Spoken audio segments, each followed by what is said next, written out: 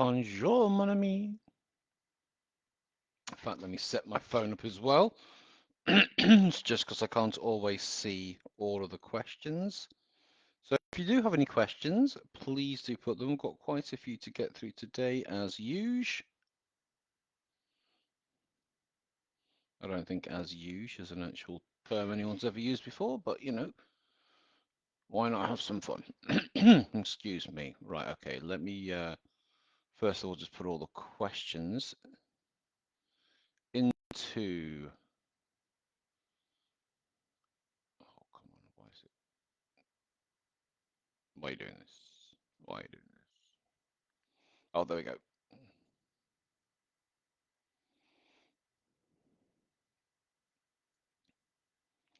Okay, good morning, everybody. It's sunny. Oh, a very big black cloud. I hope it's not symbolic. We've got loads of questions to get through today. If you have any questions, please do put them in the comments, and I will do my very best to answer them for you this morning. I believe I have all of the questions ready. This replay does go on to, oh, this has changed, onto onto LinkedIn. Hi, Kate. On to Instagram. I'm sure it goes on to other things as well. Okay, so let's get through these. Like I say, we've got quite a few. Does IEMT have any contraindications with certain mental health diagnoses such as schizophrenia, bipolar, or I am depressed with psychotic symptoms?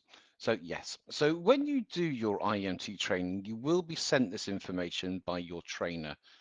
If your trainer hasn't sent you this and you have done the training, please ask them for it, or please ask them for the IEMT practitioner handbook, which they should be able to supply you with, or you might be able to get it from the association as well.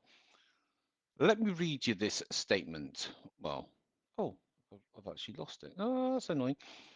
But basically, yes, anything with mental health diagnoses should be considered a possible contraindication, especially those with psychotic tendencies and those who are under the care of a GP and other mental health practitioners.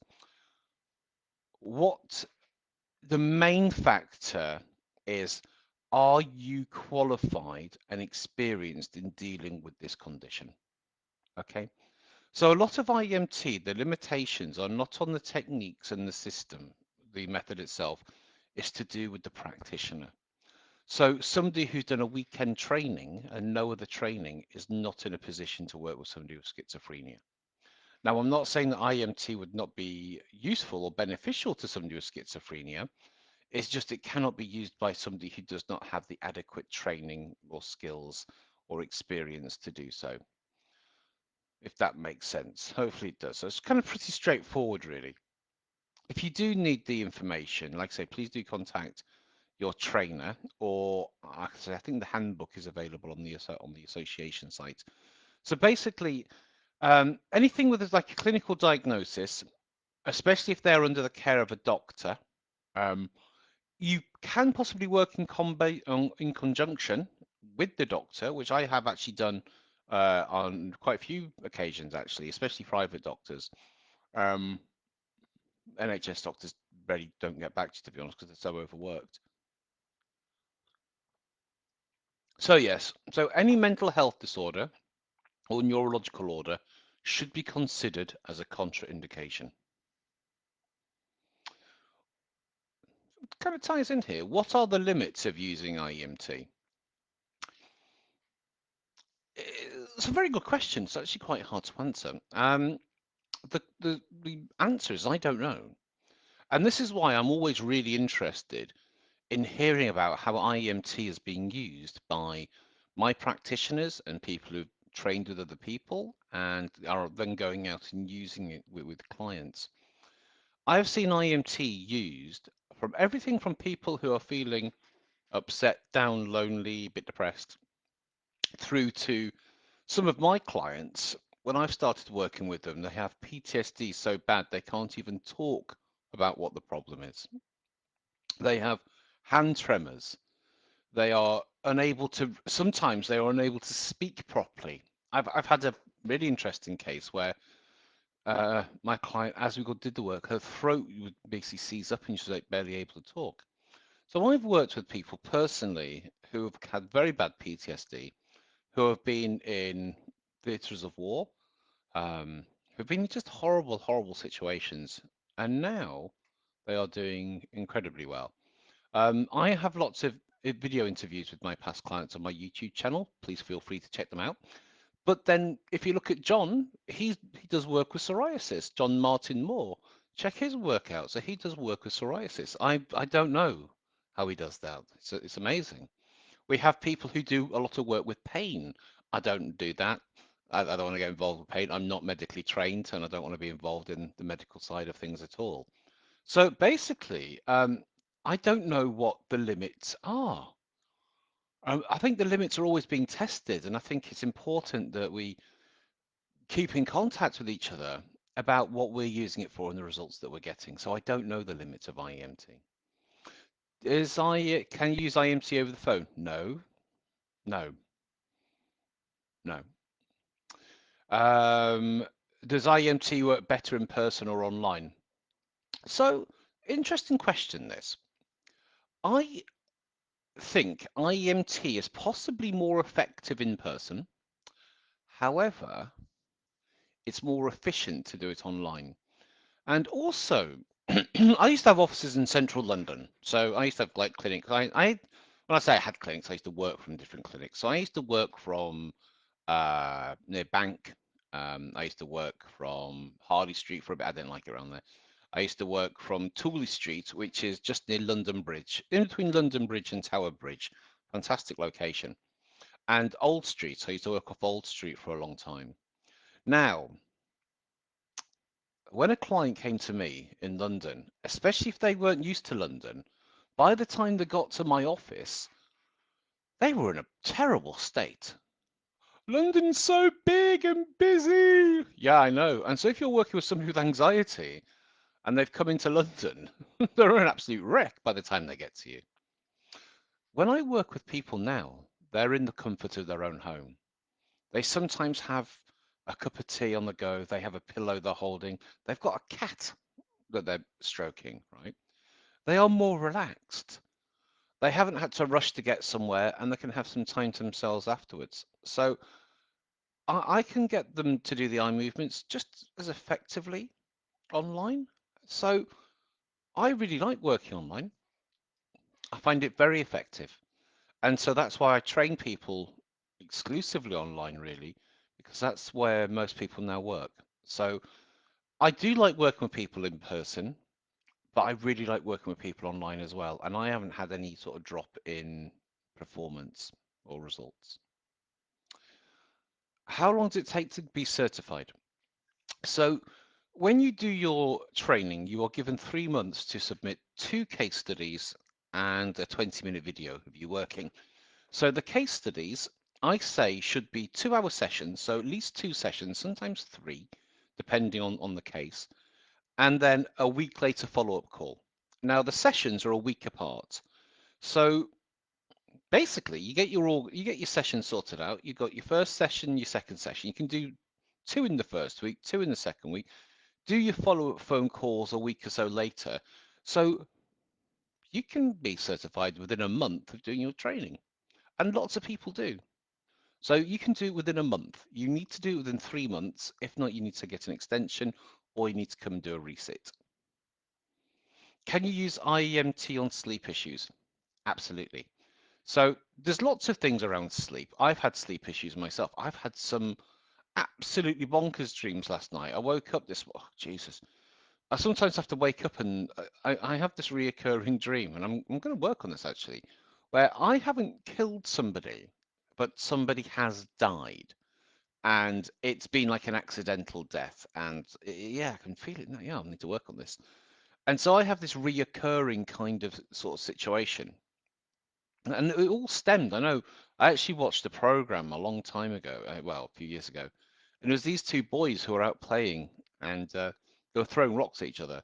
And this one boy threw a rock and it hit this other child on the forehead and he fell down like this ravine. So he didn't tell anybody. And he went back home and said, "Oh, where's Josh?" And, "Oh, I don't know." And there were only like 4 or 5 or something. And because he didn't tell anybody, they didn't know what to do. So they went out looking for him. It took them ages to find him. By the time they found this boy, he died. Ugh, it's really stuck with me. So when it comes to dreams, I don't know why I'm telling you this. So when it comes to dreams, there are different things you can do with dreams. The thing is, when you are dreaming, you're literally going to another realm. And I don't do dream interpretation or anything like that, but you are literally going to another realm where you don't have any kind of control. And so you are at the mercy at of your subconscious, basically. You're at your mercy of your subconscious. And there's an awful lot to do with what we call sleep hygiene. And that is the conditions in which you sleep. So that is the room that you sleep in, the mattress, the bedding, the lighting. We have all these things like blue lights and all these screens, distractions, noise, partners snoring, everything like that. And then when you fall asleep, you are essentially vulnerable. So when somebody says they have sleep issues, one thing that's really important to do is to first of all research or establish their sleep hygiene and limits. And so, if you're working a stressful job and you've got somebody who's next to you who's snoring, you're vaping at night and using your phone, you're probably not going to have very good sleep. And when you do, you're probably more likely to have disturbing dreams. So you first of all want to find out what's therapy and what's not therapy. That's the first thing I do with a client. Let's work out what is therapy and what isn't therapy. Okay. Then what you want to do is you want to find out what the problems or what is the problem. Well, I'm getting these horrible nightmares. Okay, let's explore that. What are the kinesthetics around these nightmares? Are there any particular is there any particular imagery that comes up that I can basically just do like a simple pattern or an intro pattern on just the imagery which they're producing as well? Is it certain people? If so, hold that person, hold the representation. So I'm going to start breaking it down like that. The other thing is that feeling vulnerable. I keep getting these little flies, the little fly. And so it's that feeling of being vulnerable. I don't want to go to sleep because therefore I'm vulnerable.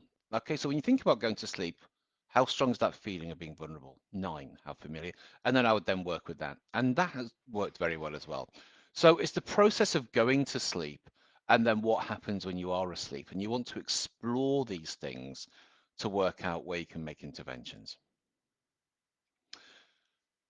Can you use IEMT while someone is hypnotized? No, don't do that. Why would you do that? IEMT is a collaboration. You're working with the person. Somebody said, can you do IEMT when the person has their eyes closed? No, don't. No. Let's just stick to the structure. Let's stick to the structure of them following your fingers, yeah? So you don't want, now I do use hypnosis with my clients, but I don't use it during, I use it after. So what I do is I actually take all the information that we've done in the session, create a hypnotic script out of that, record it and give it to them as an MP3 download to listen to between sessions. Can I change the language for the techniques as I find it a bit too direct? I have a counselling background and I feel the language around IMT may be triggering to my clients. I wouldn't. The reason why IEMT works is because it works. And the reason why the language is the way it is because that's what the language works the best. So please stick to the actual language. IEMT is quite confrontational and it does generate some emotional responses. If you feel that's not right for your client, then IEMT is not right for your client. Or if you are worried about your clients and you're worried about applying it, it might be something to do with you. It might be something which you need to face and maybe use IEMT on yourself. So no, please stick to the script. Literally, when you do my training or anybody else's training, you'll be given a manual, and in that manual, they will tell you what to say, the actual specific words of what to say. Some of it's open to interpretation, as in how you sort of describe the identity work, I suppose, and your interpretation of sort of what's going on in the brain, I suppose, as well, because we don't specifically know. However, when you're doing the actual tools and techniques, please stick to the language that's being provided. I have a client who can't visualize and finds it hard to connect with emotions. Would IEMT work with him? It's difficult, isn't it? So when I do a consultation, I do a demo pattern to see if they're responsive. If they're not responsive to IEMT, then I generally don't take it any further forward. Um, there are other things you can do. Obviously, you've got the patterns of chronicity. You've got like 3 pillars. You've got episodic time. You've got PSACs, but they might not be responsive for IEMT. Now, if somebody's coming to you for IEMT specifically and you're not doing eye movements, it's going to be a bit of a mismatch, isn't it? If they're coming to you because you're you and they just need help and you're using some of the IEMT techniques, then yes. But if they are expecting eye movements and they can't access memory or stuff like that, then they are not going to be the best candidate for IEMT. I've been using IEMT for the last 5 months with amazing success. Why isn't this method more known about and used by more clinicians? I'm trying my best. Right, we're trying our best, okay. We're trying to get us out there. We're trying to get as many people kind of certified and using IEMT as possible, and in different fields as well. I put out a lot of content every week. Um, why isn't it being used? I don't know. I wish it was. So I think we all have a bit of a responsibility to try and raise, a rising lifts all vessels, a rising tide lifts all vessels in that sense. So I think that, yeah, I think we should do some more community events with the association maybe, and make it more accessible to those who aren't already members. And I like the idea of doing like an IMT weekend or event or some kind of summit, which I might organize for next year. So yeah, we want more people using it. And I'm going to do more webinars next year where you can come along and watch me present, and I'll actually do demonstrations as well. Do you still do private sessions? Yes, I do. I don't advertise them, and it's only kind of by referral only, or if somebody really wants to work with me. So the kind of work I do, if somebody's been through something really horrible and they want it to stop, then that's what I'm good at. So if you've been through something really horrible and you don't think you'll recover often, let me know. Any last questions? If not, I'm going to sign off.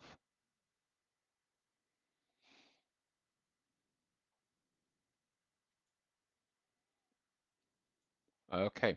All right then, guys. Well, thank you very much. Let's do it same time